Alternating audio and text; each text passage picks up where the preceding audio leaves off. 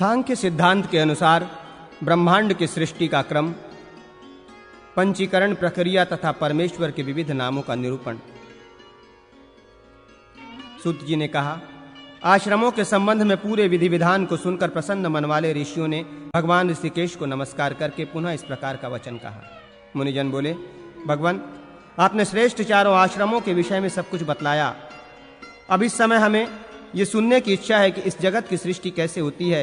हे पुरुषोत्तम, ये सब संसार कहाँ से उत्पन्न हुआ, किसमें विलीन होगा और इन सब का नियामक कौन है, ये सब आप बतलाएं। ऋषियों का वचन सुनकर कुर्म रूप धारण करने वाले तथा सभी भूत प्राणियों के उत्पत्ति और विनाशक के स्थान भगवान नारायण गंभीर वाणी में बोले। श्री कुर्म ने कहा, सर्वत्र चारों ओर मुख वाले महेश्वर, प्रकृति से पर, अव्यक्त, चतुर्व्यूह, सनातन, अनंत, अप्रमेय तथा समस्त जगत के नियंता हैं। तत्व चिंतक जिसे प्रधान और प्रकृति कहते हैं, और जो सत असत रूप है वही अव्यक्त नित्य कारण है। गंध वर्ण और रस से हीन, शब्द स्पर्श से रहित, अजर, ध्रुव, अक्षय, सभी कभी नाश न होने वाला, नित्य, अपने आत्मा में स्थित संसार का बीज रूप, महाभूत, सनातन, परम ब्रह्म, सभी प्राणियों की मूर्ति रूप, आत्मा से अधिष्ठित, महतत्व, अनादि अनंत अजन्मा सूक्ष्म, त्रिगुण, उत्पत्ति और प्रलय का स्थान, शाश्वत तथा अविज्ञेय ब्रह्म ही आदि में विद्यमान था। उस समय गुणों की साम्यावस्था रूप उस पुरुष के आत्मस्वरूप में स्थित होने पर जब तक विश्व की सृष्टि नहीं हो जाती, प्राकृत प्रलय का समय जानना चाहिए। ये ब्रह्मा की रात्रि कही गई है और सृष्टि को ब्रह्मा का दिन कहा गया है। वास्तव में उसका न दिन होता है और न रात होती है। आदि से रहित वो जगत का आदि कारण, सर्वभूतमय, अव्यक्त, अंतर्यामी, परात्पर ईश्वर रात्रि व्यतीत कर होने पर जागृत हुआ। परमेश्वर महेश्वर ने प्रकृति एवं पुरुष में शीघ्र ही प्रविष्ट होकर परम योग के द्वारा उनमें शोभ गति उत्पन्न किया। जैसे वसंत ऋतु की वायु अथवा मद पुरुष एवं स्त्रियों को शुद्ध करता है, वैसे ही वो सेवा विग्रह योग बल से विविध शरीर धारण में समर्थ ईश्वर प्रकृति एवं पुरुष में अनुप्रविष्ट होकर शोभ का कारण बनता है। ये ब्राह्मणों, वही परमेश्वर शोभ उत्पन्न करने वाला है एवं स्वयं शुद्ध होने वाला है। वो प्रलय एवं सृष्टि करने के कारण प्रधान भी कहलाता है। प्रधान पुरातन पुरुष के शुद्ध होने से प्रधान प्रकृति पुराशात्मक महद बीज का आविर्भाव हुआ। इसी कारण से वो महाद्वीज, महान, आत्मा, मति, ब्रह्मा, प्रबुद्धि, ख्याति, ईश्वर, प्रज्ञा, धृति, स्मृति तथा सन्मित कहलाता है। महतत्व से समस्त प्राणियों की सृष्टि का आदि कारण वैकारिक, तेजस तथा तामस, इन तीन प्रकार का अहंकार उत्पन्न हुआ। वह अहंकार अभिमान, कर्ता, मंता, आत्मा, उद्गल तथा जीव नामों से कहा गया है। उसी अहंकार से सभी प्रवृत्तियां होती हैं।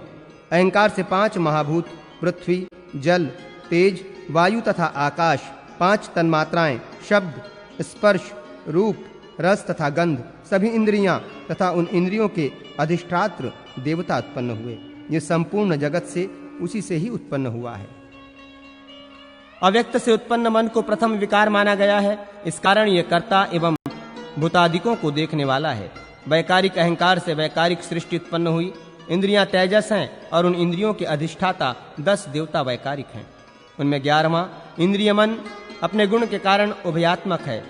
वो भूत तन्मात्राओं की सृष्टि है। भूतादिकों से ही प्रजा उत्पन्न हुई।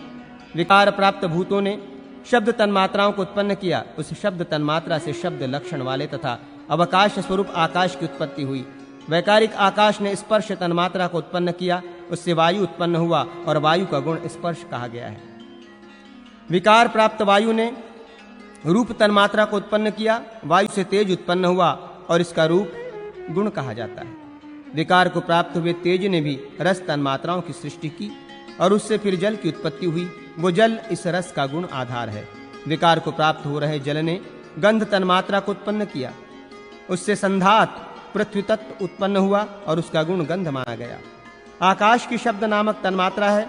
उसने स्पर्श नामक तन्मात्रा को आवृत्त किया है। इसलिए वायु शब्द तथा स्पर्श इन दोनों गुणों वाला है।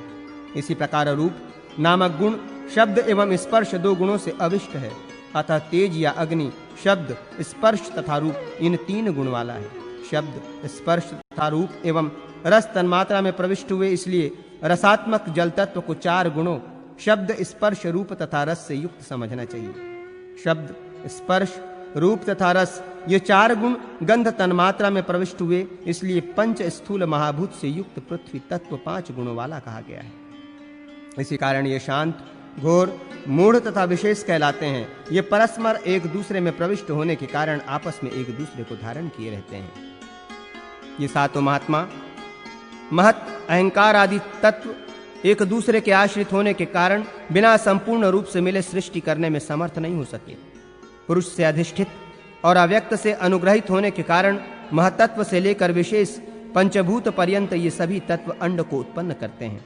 विशेष महाभूतों से एक बार में ही जल के बुलबुले के समान तथा जल में स्थित ये बृहद अंड उत्पन्न हुआ है। उसी बृहद अंड में परमश्रेष्ठी के सृष्टि स्वरूप कार्य का कारण सिद्ध निष्पन्न हुआ। प्राकृत अंड में क्षेत्रज्ञ आविर्भाव हुआ, जो ब्रह्म नाम से कहलाया। वे प्रथम शरीर धारण करने वाले हैं, वे पुरुष कहलाते हैं। और समस्त प्राणियों के आदिकर्ता वे ब्रह्मा सर्वप्रथम उत्पन्न हुए।